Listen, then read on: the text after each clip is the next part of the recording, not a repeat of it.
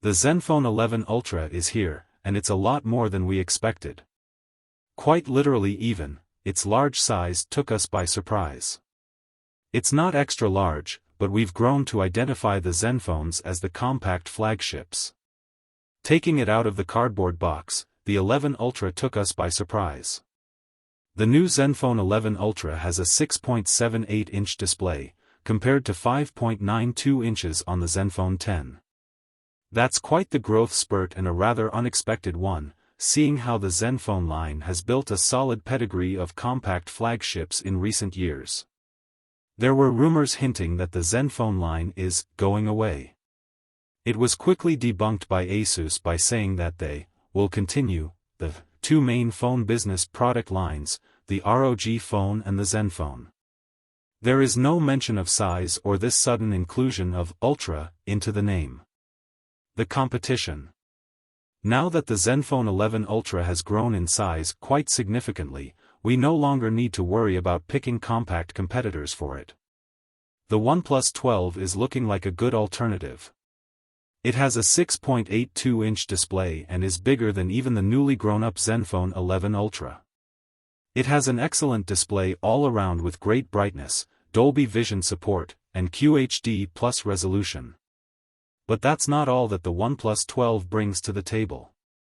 There is IP65 ingress protection, which is not exactly the IP68 on the Zenfone, but OnePlus does sweeten the deal with Gorilla Glass Victus 2 on the front. The Snapdragon 8 Gen 3 is at the helm for excellent performance, and the camera setup is arguably even more impressive than the one on the Zenfone 11 Ultra. A comparably sized 5400 mAh battery is also on board with ridiculously fast 100W wired and 50W wireless charging support. Over in Camp Samsung, we have the vanilla Galaxy S24 with its compact 6.2-inch display. However, the Galaxy S24 Plus is a better match for the Zenfone 11 Ultra in every possible way.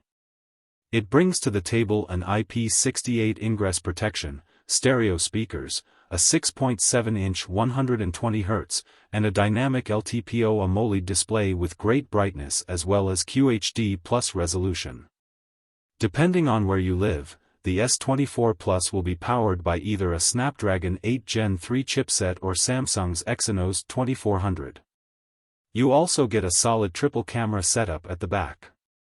And autofocus on the selfie cam. Of course, if you don't necessarily care about the latest and greatest hardware, you could approach the matter differently and get yourself last year's still excellent Galaxy S23 Ultra at about the same price. It has now depreciated nicely, and you still get an amazing all-around flagship with all the bells and whistles, plus an S Pen on top of it all. Naturally, Apple has you covered in this price range too, and for around €1,000, you can get the excellent iPhone 15 Plus. It's got things like IP68 ingress protection, stereo speakers, and a large 6.7-inch XDR OLED display.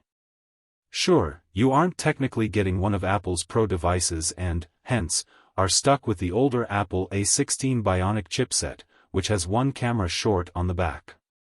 Having said that, if you are okay with a more compact device, you could get the iPhone 15 Pro instead with its dedicated 3x telephoto camera and newer A17 Pro chipset, as well as 120Hz display refresh rate. Last but not least, why not consider Google's Pixel 8 Pro? If you are into the Asus clean approach to OS, you will love rocking Google's Android. Not to mention all of the updates to look forward to. The Pixel 8 Pro is also a great flagship device with features like IP68, a QHD+, 120Hz OLED display, and a powerful triple rear camera setup powered by Google's impressive computational photography tech. Our verdict. We unquestionably enjoyed our time with the Zenfone 11 Ultra. Asus has a very no-nonsense approach to smartphone development and the general UX, especially regarding the Zenfone line, which is meant to have a much broader appeal than the ROG phone. At the same time, the Zenfone 11 Ultra confuses us on multiple points. Primarily, we are left wondering if this big new Ultra is all for the Zenfone 11 generation, or perhaps there is a compact sibling still in the works. Naturally, Asus is keeping a tight lip on the matter and, on occasion, brings up the Zenfone 10 as a viable compact alternative that will continue to be sold in the foreseeable future. Let's not beat about the bush here or misrepresent reality. While having a great compact device option is great, and losing one of the few compact offers is quite a bummer, for better or worse, a small device is different from what the market generally wants. The shift towards bigger and bigger display diagonals has been ongoing and seemingly unending, and we do not doubt that putting out a 6.78-inch device was the much safer and potentially smarter play for Asus. And yes, it is a bit odd that the Zenfone 11 Ultra is now effectively competing with its own ROG Phone 8 Pro sibling in some respects. But even so, we believe a larger Zenfone just makes more sense in the current market. As for the Zenfone 11 Ultra itself as a product, we can't find any glaring faults. The only thing that rubbed us the wrong way was the absence of a charger in the retail box. Oh, and perhaps cooling could be better for the beastly Snapdragon 8 Gen 3. Naturally, Asus is keeping a tight lip on the matter and, on occasion, brings up the Zenfone 10 as a viable compact alternative that will continue to be sold in the foreseeable future. Let's not beat about the bush here or misrepresent reality.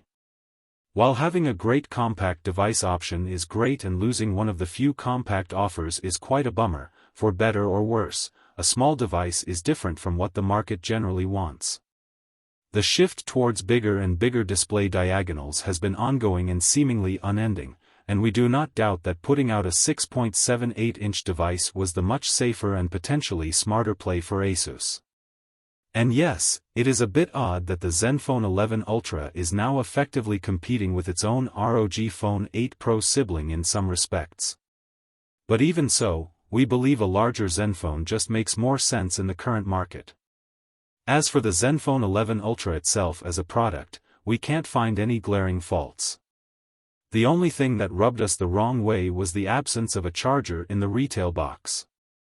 Oh, and perhaps cooling could be better for the beastly Snapdragon 8 Gen 3. Pros: IP68 rated body with no-nonsense design. Bright OLED with thin bezels and 144 Hz refresh rate. Awesome battery life. Very good stereo speaker setup. The Snapdragon 8 Gen 3 chipset offers excellent burst performance. Great all-around camera performance. Cons: no charger in the box. Chipset throttles rather aggressively. Night mode can be slow without great benefits. Thank you for watching. See you next videos.